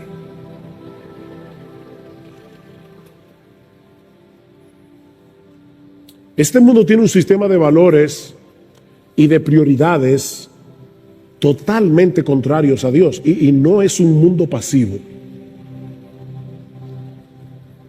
Este sistema mundano en el que nosotros vivimos, cuando hablamos del mundo aquí, no nos estamos refiriendo al planeta Tierra, nos estamos refiriendo a ese sistema de maldad que impera en este mundo y que es contrario a Dios. Ese sistema, mis hermanos, trata por todos los medios de imponerse sobre nosotros, frecuentemente de una manera sutil, no es tan claro a veces. De hecho, la mayoría de las veces no es tan claro. en una manera sutil, insistente, constante, prolongada.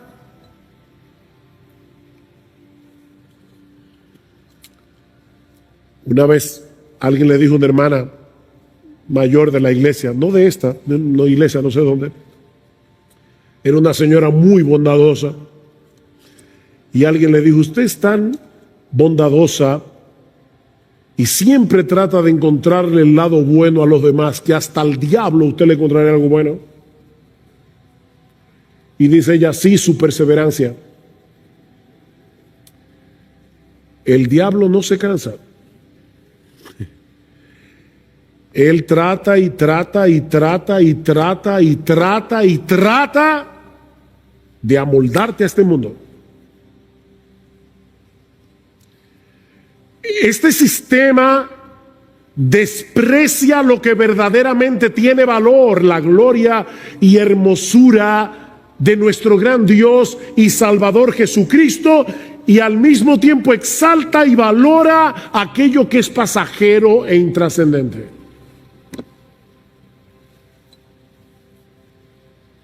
Lo fútil. Un filósofo árabe, Gibran Khalil Gibran, escribió una historia acerca de dos ladrones que idearon la manera más eficaz para poder robarle al pueblo. Vamos a salir de noche y vamos a cambiarle el precio a todas las cosas.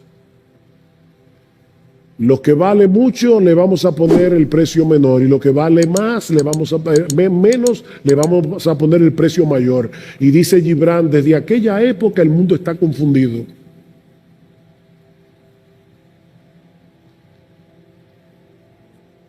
Nos están engañando. Y lo que Pablo está diciendo aquí es que debemos rebelarnos contra eso. Rebélate contra ese sistema. No dejes que te arrastren hacia ese sistema de valores. Te están engañando. Te están vendiendo gato por liebre. Te están cambiando espejitos por oro. ¿Y sabes cuál es el problema? Que todos nosotros nacemos ya con ese software instalado, una mentalidad equivocada. ¿Qué dice Pablo en Efesios capítulo 2? Y Él os dio vida a vosotros cuando estabais muertos en vuestros delitos y pecados, en los cuales anduvisteis en otro tiempo, siguiendo la corriente de este mundo, conforme al príncipe de la potestad del aire. Y éramos, Pablo se incluye, éramos por naturaleza hijos de ira, lo mismo que los demás. Tú y yo nacimos con ese software instalado para pensar mal. Nosotros vinimos al mundo con una mente distorsionada, llena de mentiras. Es por eso que necesitamos ser transformados por medio de la renovación de nuestra mente, por medio de la renovación de nuestro entendimiento, que es la parte positiva de la exhortación. Y aquí hay otra cosa gramatical interesante. El verbo que usa Pablo, transformar, metamorfeo, metamorfosis, de donde viene la palabra metamorfosis, ese verbo es un imperativo pasivo. Y eso es extraño, porque te está mandando algo en lo que tú eres pasivo. ¿Cómo podemos traducir eso? Déjate transformar. Ven, déjate transformar. La verdadera santidad no consiste simplemente en tratar de cambiar nuestra conducta. No. Necesitamos permitir que la luz del Evangelio penetre, ilumine nuestro entendimiento, instale en nosotros una nueva forma de pensar, un nuevo sistema de valores. Ese proceso se inicia en la conversión, dice Tito, fuimos renovados por el Espíritu Santo, y usa la misma palabra aquí, pero es algo que continúa a lo largo de toda nuestra vida. Ahora, noten que aquí no estamos hablando simplemente de recibir nueva información. Estamos hablando de dejar que el Evangelio transforme por completo nuestra forma de ver la vida. Dejar que el Evangelio transforme por completo nuestra forma de ver la vida al contemplarla a través de la hermosura de Jesús. No es simplemente nueva información, no es que, mira, esto está mal y ahora esto está bien.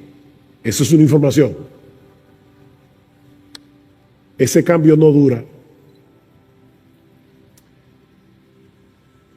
Si tú no estás contemplando con deleite la gloria de Jesucristo. Escuche cómo Pablo describe este proceso de transformación. Según a los Corintios 3:18. Por tanto, todos nosotros, mirando a cara descubierta como en un espejo la gloria del Señor, somos transformados. Metamorfosis otra vez. Somos transformados de gloria en gloria, en la misma imagen, como por el Espíritu del Señor. ¿Sabes cómo funciona esto? Tú terminas convirtiéndote en lo que adoras. Salmo 115, versículo 8. Semejantes a ellos, a los ídolos, son los que los hacen. Se hacen semejantes a sus ídolos. Yo me acuerdo cuando yo me convertí, año 1977, estrenaron Fiebre del Sábado por la Noche. Yo no la vi, por cierto. Ya me había convertido, gracias al Señor. Pero yo decía, ¿y por qué que ahora todos los muchachos andan con esto aquí, ¿cómo se llama esto? La manga de la camisa. Porque así lo usa John Travolta. Y lo grande es que los adolescentes, sobre todo, tienen un afán de ser únicos. Pero yo no soy como todo el mundo, que entonces se hacen como todo el mundo. Es una cosa rara. Por eso le digo que es muy sutil. Pablo continúa diciendo, pero si nuestro evangelio está aún encubierto, entre los que se pierden está encubierto, en los cuales el Dios de este siglo cegó el entendimiento de los incrédulos para que no les resplandezca la luz del evangelio de la gloria de Cristo, el cual es la imagen de Dios. Si tú no puedes ver a Cristo glorioso, mi amigo, es porque el diablo te está cegando. Porque no nos predicamos a nosotros mismos, dice Pablo, sino a Jesucristo como Señor, y a nosotros como vuestros siervos por amor a Jesús.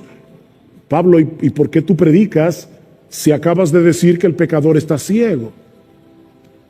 Yo predico porque Dios, que mandó que de las tinieblas resplandeciese la luz, es el que resplandeció en nuestros corazones para iluminación del conocimiento de la gloria de Dios en la faz de Jesucristo. ¿Ves? Lo que Pablo nos enseña en este pasaje es que el mismo proceso que Dios usó en nuestra conversión, abrir nuestros ojos a través de la predicación para que veamos nuestro pecado y para que veamos a Jesucristo como el todo suficiente Salvador, digno de toda gloria, digno de toda admiración. Ese proceso es el que Dios usa en nuestra santificación. El mismo proceso que usó en la conversión es el que usa en la santificación. Viendo su gloria, somos transformados de gloria en gloria. Sinclair Ferguson, otra vez, lo explica de esta manera: en la medida en que la grandeza del Evangelio comienza a llenar y a expandir nuestras mentes, mientras llegamos a conocer al Hijo de Dios a través de la palabra de Dios y por el Espíritu de Dios, un proceso de cambio toma lugar en nuestros pensamientos, en nuestros sentimientos, en nuestros deseos y en nuestro vivir. La palabra de Dios y el Espíritu de Dios obran juntos, transformándonos activa y poderosamente.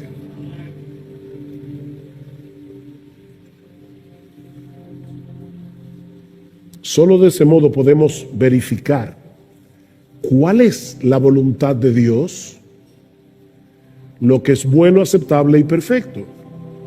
Dice Romanos 12:2. ¿Y qué es lo que Pablo está diciendo aquí?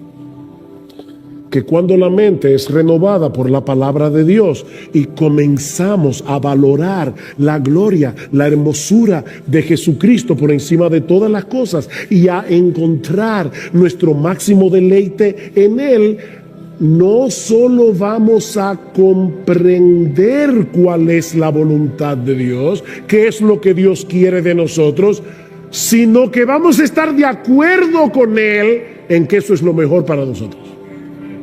Por eso dice para que comprobéis. No es simplemente para que sepáis cuál es la voluntad de Dios. No es que ahora yo veo, ok, esta es la voluntad de Dios y eso es lo que me conviene. Eso es lo que me conviene. Porque Dios es misericordioso. Él no va a querer para mí nada malo. ¿Ven cómo volvemos a la exhortación del versículo 1? Vamos a querer consagrarnos por entero a Dios porque entenderemos que la verdadera satisfacción y la verdadera felicidad solo se encuentra en nuestra comunión con Él por medio de Cristo, transitando en la senda de su santa y perfecta voluntad. Los mandamientos del Señor son rectos y por eso alegran el corazón.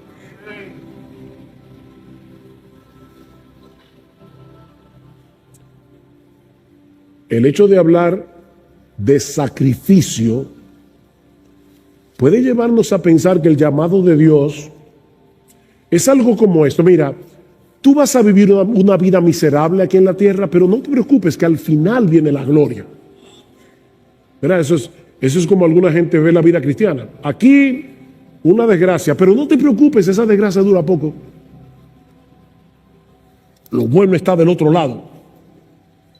Eso es lo que el diablo quiere que tú creas. No. La realidad es que Cristo vino a darnos vida y vida en abundancia. Cristo vino a darnos vida. Una vida que comenzamos a disfrutar aquí ahora, sí, con las luchas, tentaciones, todo eso, pero que disfrutaremos en toda su plenitud cuando estemos en su presencia, deleitándonos en Él por los siglos de los siglos. Por eso es que Jesús comienza el sermón del monte diciendo, bienaventurados. Y esa palabra, que es una palabra muy rica, que significa floreciente. No simplemente dichoso o feliz, no es mucho más que eso, es floreciente. Cristo vino a resolver lo que el diablo dañó. La vida humana fue diseñada por Dios para florecer, pero el diablo quiere marchitarte. No te dejes engañar. Es el pecado lo que desgracia la vida humana, no los caminos de Dios. De manera que entregarnos por entero a Él, usando estos mismos miembros con los que antes servíamos al pecado para servirle a Él, para buscar su gloria en lo que hacemos, es la única forma razonable de vivir.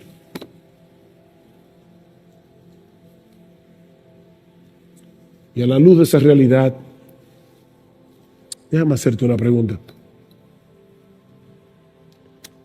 Leímos Filipenses 3, donde Pablo dice, yo lo tengo todo todavía por basura. Pablo escribió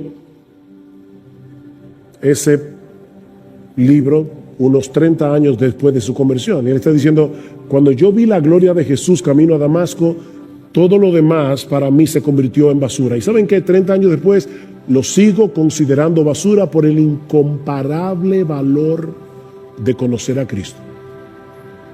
Por el incomparable valor. Mi pregunta es, tú puedes decir lo mismo hoy. Yo no sé qué tiempo tú tienes de convertido, pero tú puedes decir hoy, cuando yo miro al mundo y veo a Cristo, yo veo eso como basura.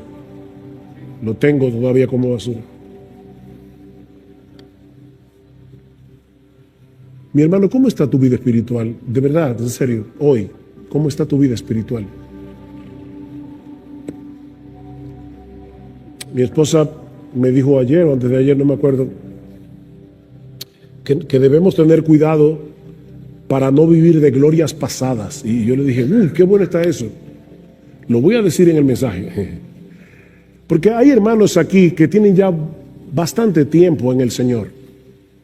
Y pueden estar viviendo de gloria pasada. ¿Tú te acuerdas cuando salimos a evangelizar y visitar los hospitales? Sí, pero eso ya pasó. Yo estoy hablando de ahora. No vivas de glorias pasadas. Eso ya pasó. Es cómo está tu vida espiritual hoy. Ahora. ¿Qué tan intencionalmente tú estás viviendo hoy, procurando la gloria de Dios en todo lo que haces, procurando que Él sea reconocido como hermoso, como digno de obediencia, como digno de adoración?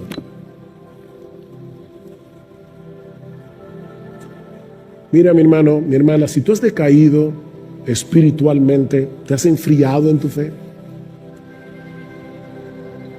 es porque has olvidado las misericordias de Dios y porque has perdido de vista la hermosura de Jesús.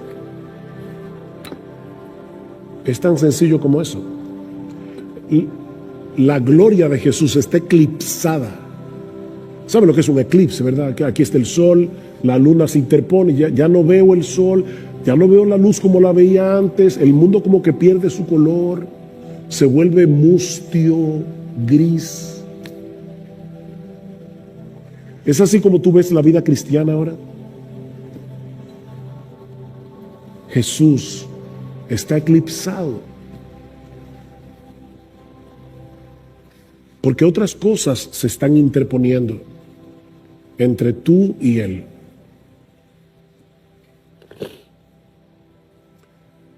Pero mi hermano, tú no tienes que seguir viviendo en esa mediocridad espiritual.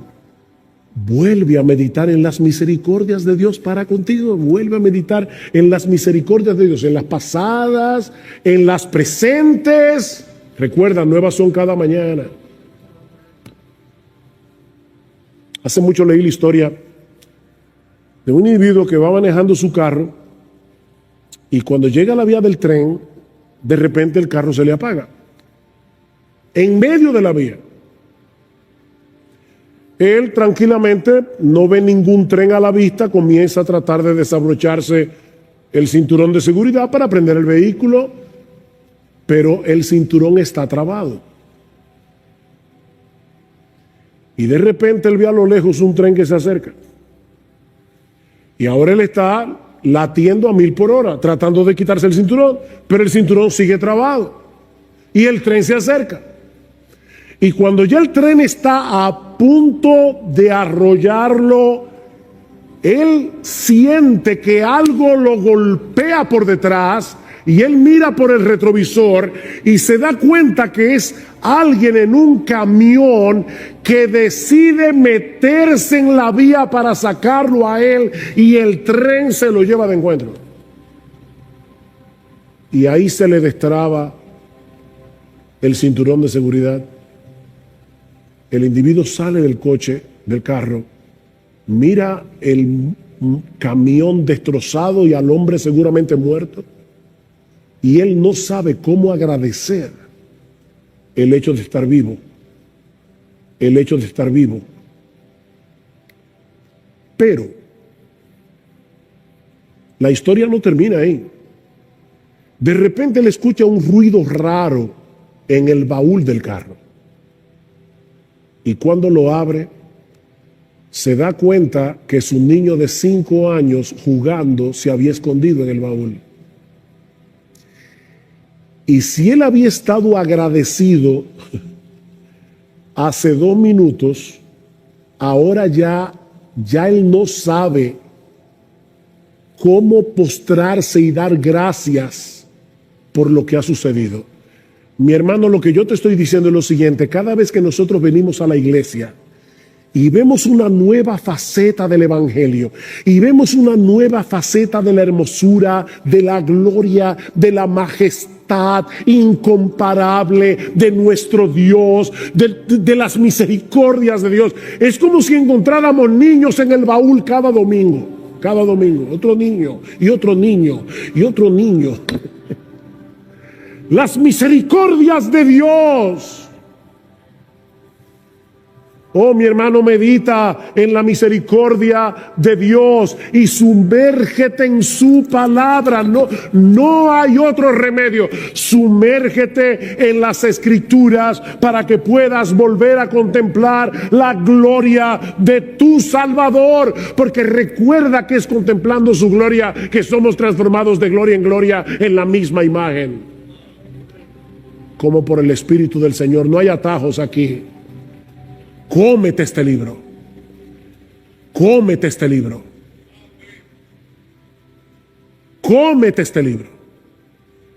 Pero no buscando más información, sino buscando a Jesús en este libro.